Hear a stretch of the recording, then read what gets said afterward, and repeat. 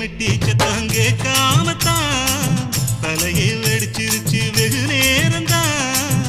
வரப்பில் உன்ன பார்த்த மறுவேளதா இடுப்பில் நிற்குதையோ ஏன் சேலதா. காலையிலும் காட்சி உண்டு சாத்தி கடி கதவத்தான் கட்டிலுக்கு கால் வலிச்ச கட்டாந்தர படுக்கதா. உடம்பு முழுக்க இப்போ ஒரு ரயில் ஓடுது மச்சான். வளைச்சு நொறுக்க சொல்லி என் வளையல் கிஞ்சது மச்சான்.